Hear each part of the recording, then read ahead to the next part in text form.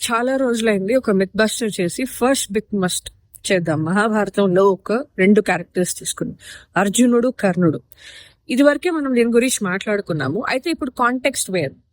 ఏంటంటే చాలా మందికి తెలుసు, ద్రౌపది అర్జునుడు స్వయంవరంలో గెలిచినందువల్ల వాళ్ళకి సొంతమైంది. తర్వాత పాండవులకి భార్య ఎలా అయింది అనేది కూడా మీ అందరికీ తెలుసు. చాలా మంది ద్రౌపది గురించి ఆమె చాలా మహాపతివ్రత. ఆవిడ ఔన్నత్యం తెలియాలి అంటే వ్యాస మహాభారతం చదవాలి. అప్పుడే ఆవిడ యొక్క పాతివ్రతం ఏంటో అర్థమవుతుంది. సత్యభామ అడుగుతుంది కూడా, ఆవిడ దగ్గరికి వెళ్ళి సలహాలు అడుగుతుంది. ఎందుకంటే ద్రౌపది మహాపతివ్రత అని తెలుసు కాబట్టి.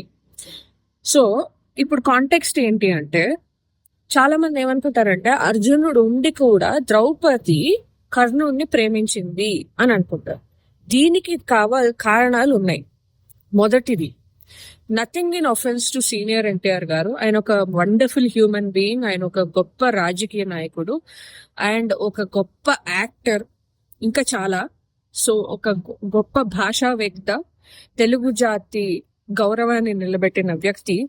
అయితే ఈ విషయాన్ని మాత్రం నేను ఖండించి తీరతానండి. ఆయన తీసిన కొన్ని సినిమాలు, దానవీర సూరకర్ణ మాత్రమే కాదు, ఒక సినిమా పేరు నాకు గుర్తుకు రావడం లేదు. శారద గారు ఆ సినిమాలో ద్రౌపది క్యారెక్టర్ వేశారు. చెట్టు మీద ఒక పండు ఉంటుంది అనమాట. ఏదో కోరిక చెప్తే, నువ్వు తీరని కోరిక ఏమైనా ఉంటే ఆ పండు ఇలా పైనకి వెళ్తుంది అని చెప్పి కృష్ణుడు ఏదో చెప్తాడట. ఆయన ఎన్టీఆర్ గారే అందులో కృష్ణుడు క్యారెక్టర్ వేశారు.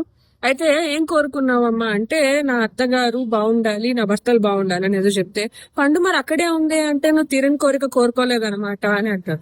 అప్పుడు మళ్ళీ కోరుకోమంటే ఒక కోరిక కోరుకుంటుందంట. అప్పుడు పండు పైకి వెళ్ళిపోతుందంట. ఆ కోరిక ఏంటంటే కర్ణుడిని 6వ భర్తగా పొందాలి అని చెప్తుందంట. ఎంత దరిద్రం అండి ఇది! బాగా దరిద్రం కాదా? నిజంగా చెప్తున్నాను.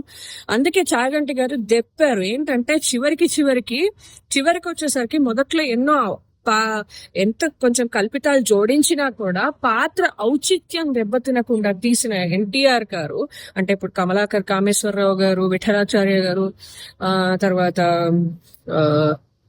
మన బివి రెడ్డి గారు, నాగిరెడ్డి గారు, వీళ్ళందరూ గొప్ప గొప్ప డైరెక్టర్స్ అందరూ ఎంతో మంచి పౌరాణిక సినిమాలు తీశారు. అలాంటి వాళ్ళు తీసిన సినిమాలు ఎప్పుడు పాత్రల ఔచిత్యాన్ని ఎప్పుడు దెబ్బతీయలేదు. అందులో కూడా కొన్ని కల్పితాలు ఉన్నాయి, తర్వాత మాట్లాడుకుందాం వారి గురించి వేరే వీడియో. అయితే దరిద్రం ఎందుకో తెలుసా?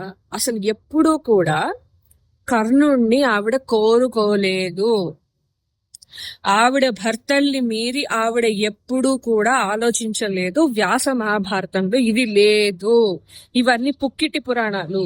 కర్ణుడిని గొప్పగా చూపించాలనుకుంటే కర్ణుడిలోని గుణగణాల గురించి మాట్లాడాలి, కానీ ఇలాంటి అపప్రచారాలు చెయ్యకూడదు.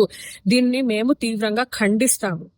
సో కర్ణుడి ఫ్యాన్స్ అందరికి నేను ఇది చెప్పాలనుకుంటున్నాను. ద్రౌపది ఎప్పుడూ కూడా కర్ణుడిని కోరుకోలేదు. ఇది ఈ సినిమాలోనే కాదు, లేటెస్ట్ అంటే ఒక 20 ఏళ్ల క్రితం వచ్చింది. అదే లేటెస్ట్ అని ఎందుకు అంటున్నాను అంటే, కొంచెం నా జనరేషన్ 90s జనరేషన్ వాళ్ళందరికీ ఈ సినిమా తెలిసి ఉంటుంది. శ్రీకాంత్ ఒక సినిమా ఉంటుంది. ఆ సినిమా పేరు శ్రీకాంతే లయ, తర్వాత శ్రీకాంత్, రాశి, అలాగే వడ్డే నవీన్ ఉంటారనమాట. మా ఆవిడ మీదొట్టు, మీ ఆవిడ చాలా మంచిది అని చెప్పి ఒక సినిమా ఉందనమాట. ఆ సినిమాలో శ్రీకాంత్ ఆవేశంగా ఒక మాట అనేస్తాడు. 5 భర్తలు ఉన్న 6వ పురుషుడిగా కర్ణుడిని కోరుకున్నది నిజమే అయితే, చాలా మంచిది అయితే, ద్రౌపది మీకు పతివ్రత అయితే నా భార్య కూడా పతివ్రతేరా అంటాడు. ఇలాంటి డైలాగ్స్, ఇంకా చెత్త డైలాగ్స్ ఇంకా చాలా ఉన్నాయి. ఈ మిత్తిని మాత్రం నేను బస్ చేస్తున్నాను. ద్రౌపది ఎప్పుడూ కూడా కర్ణుడిని కోరుకోలేదు. ఆ 5 వినహ ఆమెకి ఇంకెవ్వరు భర్తలు లేరు, రారు. కర్ణుడు స్వయంవరంలో పార్టిసిపేట్ చేయాలనుకుంటే కూడా ఆవిడ చెయ్యనివ్వలేదు. కారణం క్యాస్ట్ కాదు అక్కడ. ఎందుకంటే కర్ణుడు పోటీ చేయడం ఆవిడకి ఇష్టం లేదు. అయినా ప్రయత్నం చేశాడు. సూది మొనంత ఎక్కించినంత కూడా ఎక్కించలేకపోతాడు దారాన్ని. ఇంకా లక్ష్యాన్ని ఏం ఛేదిస్తాడు? సో అర్జునుడితో కంపారిజన్ పక్కన పెట్టేసి, అలాంటి వాడిని భర్తగా ఎందుకు కోరుకుంటుంది? కోరుకోదు. ఇదే నేను చెప్పాలనుకుంది. జయ శ్రీరామ్.